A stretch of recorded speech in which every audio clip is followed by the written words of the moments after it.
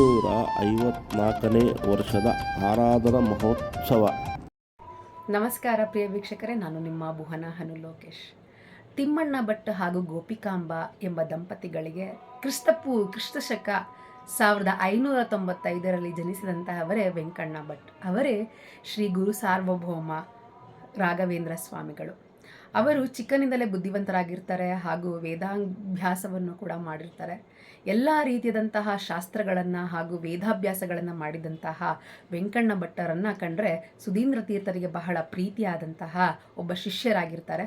ಅವರು ತಮ್ಮ ಉತ್ತರಾಧಿಕಾರಿ ಆಗಲೆಂದು ಅವರು ಬಯಸ್ತಾರೆ ಸುಧೀಂದ್ರ ತೀರ್ಥರು. ಆದರೆ ಅವರಿಗೆ ಒಂದು ಕುಟುಂಬದ ಸಂಸಾರದ ಜವಾಬ್ದಾರಿಯಿಂದಾಗಿ ನಿರಾಕರಿಸ್ತಾರೆ. ತದನಂತರ ಸರಸ್ವತಿ ದೇವಿಯ ಒಂದು ಕನಸಿನಲ್ಲಿ ಬಂದು, ನೀನು ಈ ಒಂದು ಸನ್ಯಾಸತ್ವ ದೀಕ್ಷೆನ ತೆಗೆದುಕೊಳ್ಬೇಕು, ನೀನು ಬರೆಯುವಂತಹ ಪ್ರತಿಯೊಂದು ಕೃತಿಯೂ ಕೂಡ ವೇದ ವಾಕ್ಯವಾಗ್ತದೆ ಅಂತ ಹೇಳಿ ಒಂದು ಆಶೀರ್ವಾದವನ್ನು ಮಾಡಿದಾಗ ತಾಯಿ ಸರಸ್ವತಿ ದೇವಿಯ ಅನುಗ್ರಹದಿಂದ ಇವರು ಒಂದು ಸನ್ಯಾಸತ್ವ ದೀಕ್ಷೆಯನ್ನು ತೆಗೆದುಕೊಳ್ತಾರೆ. ತದನಂತರ ಗುರು ರಾಘವೇಂದ್ರ ಸ್ವಾಮಿಗಳಾಗಿ ಪ್ರಸಿದ್ಧರಾಗ್ತಾರೆ. ತದನಂತರ ಮಧ್ವಮತದ ಸಾರವನ್ನು ಜಗತ್ತಿಗೆ ಸಾರುವಂತಹ ಕೈಂಕರ್ಯವನ್ನು ಕೈಗೊಂಡು ಇಡೀ ಜಗತ್ತಿಗೆ ಮಧ್ವಮತದ ಸಾರವನ್ನು ಹೇಳ್ತಾ ದೀನ ದಲಿತರಿಗೆ ಉದ್ಧರಿಸಿ ಸಾಕಷ್ಟು ಪವಾಡಗಳನ್ನು ಮಾಡ್ತಾರೆ. ಶಿಷ್ಯರ ಹಾಗೂ ಅವರ ಭಕ್ತ ವೃಂದ ಎಲ್ಲವೂ ಕೂಡ ಅವರ ಆಜ್ಞೆಯನ್ನು ಪಾಲನೆ ಮಾಡ್ತಾ ಈ ಒಂದು ವಿರೋಧಿಕೃತ ನಾಮ ಸಂವತ್ಸರದಲ್ಲಿ ಈ ಒಂದು ಶ್ರಾವಣ ಮಾಸದ ಬಹುಳ ತದಿಗಿಯ ದಿನದಂದು ಈ ಒಂದು ಗುರುವಾರದ ದಿನ ಗುರುಗಳ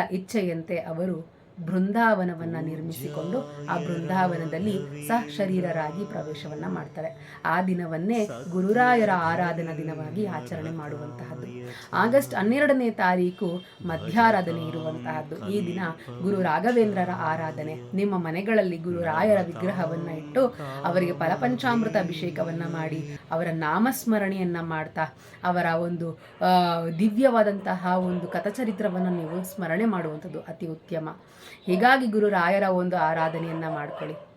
ಖಂಡಿತವಾಗಿ ಗುರುರಾಯರ ಅನುಗ್ರಹದಿಂದ ಸಕಲವೂ ಕೂಡ ನಿಮಗೆ ಸಿದ್ಧಿಯಾಗ್ತಾ ಹೋಗ್ತದೆ ಅಂತ ಹೇಳ್ತಾ ಎಲ್ರಿಗೂ ಒಳ್ಳೆಯದಾಗಲಿ.